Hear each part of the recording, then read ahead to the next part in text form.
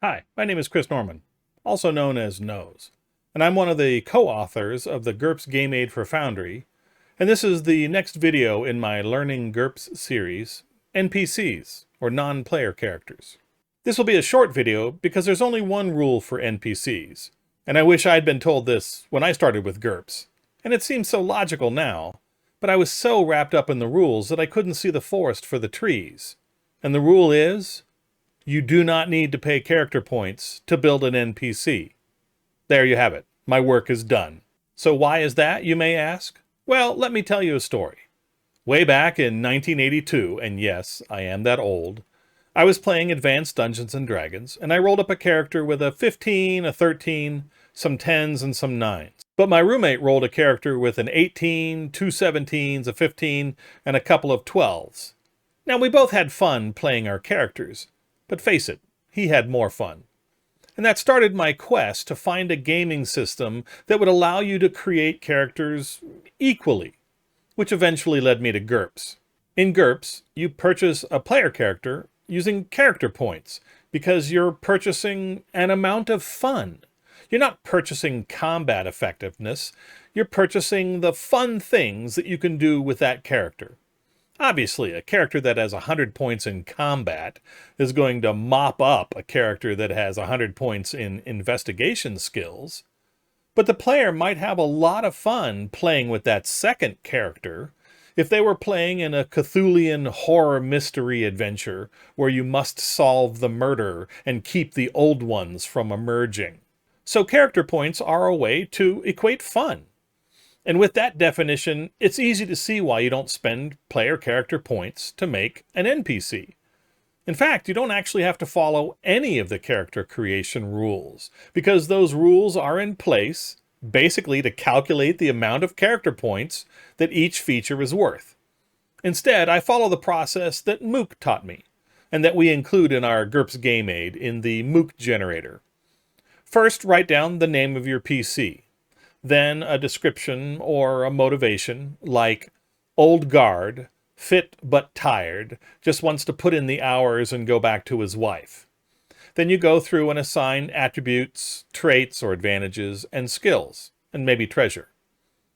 When writing down the main attributes, you can use the charts like this to give you an idea of what those numbers mean, or you can just compare them with your player characters. If you need to have an NPC that's slightly weaker than your player characters, then look at the player character's strength values and give the NPC a strength value slightly less. Conversely, if you need the NPC to be slightly stronger, you can do that.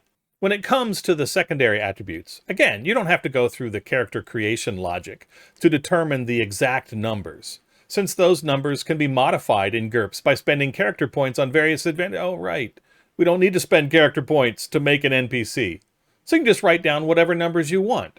Again, you can look at your player characters to see what values they might have for, say, hit points or dodge, and then gauge the NPC values from that. And to start off with, I wouldn't worry about fatigue points, not unless one of your player characters has a kind of spell or power that affects fatigue. As I mentioned in the combat video, it'll save the GM some time if they don't have to have the NPCs use extra effort. But if you feel that this gives too much of a disadvantage to your NPCs, feel free to bump up their hit points by, say, 10%.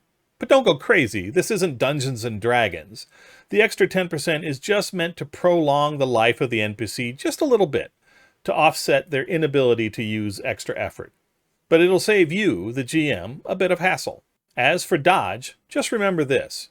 A dodge of 10 means the NPC will dodge 50% of the attacks coming in. And that's not much fun for the players, if they constantly miss. So again, look at your player character's dodge values, and set the NPC's dodge to be equal to that, or maybe less. But if it's very thematic that this particular NPC have a higher dodge, then be sure to use the deceptive attack, or feint combat maneuvers, as a way for the player characters to reduce the NPC's dodge. Trust me, this is a game where we're all trying to have fun, and a really high dodge on an NPC is not a lot of fun, so be careful there. You'll note that most player characters have dodges around 8 or 9. Now, traits or advantages. This is easy. You can just write down any special ability advantage trait that you want. And again, you do not need to go through the character creation logic to make it happen. Say you're creating a shopkeeper NPC, and you want them to have a special ability to detect the number of coins that a character has in their purse. Well, just write that down.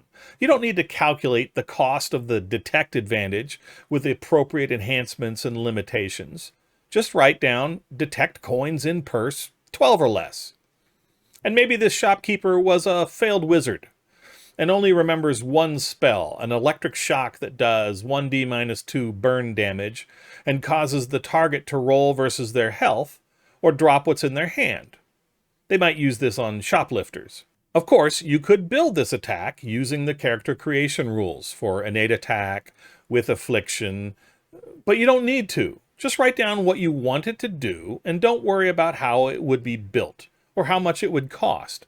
It's totally legal for an NPC to have a power that PCs cannot have. But for the most part, I think you could build just about any power in GURPS. But it doesn't matter for the NPC. Just write down what you want them to do in your own words. Of course, you can jot down other advantages or disadvantages that you think appropriate. But again, they don't have to align with the official advantages in the basic set. So long as you, the GM, knows what the trait does, then you're good. And finally, skills and attacks. Since attacks are based on the underlying skill, to save time, just list the attack, the skill level, and the damage all on one line. So for example, you have a huntsman who's using a longbow with a bow skill of 16, and the arrows do 1d impaling damage. You just write this up as longbow 16, 1d imp. And maybe you might add other useful stats like accuracy 4 or bulk 5. And again, you don't have to follow the exact damage calculations from the basic set, because there are always ways to modify damage by spending character points. Right, there it is again. You don't have to spend character points. The only issue you might have is if the player characters decide to take the bow and use it for themselves, in which case you need to get the game stats for that item, or use GCS, which has most of those built in. So following these rules, creating NPCs is quick and easy. Now balancing NPCs, well, that comes with experience, but you can always compare the NPC values to the player character values and adjust accordingly. I hope this video helps you with your GURPS. And as always, thank you for watching.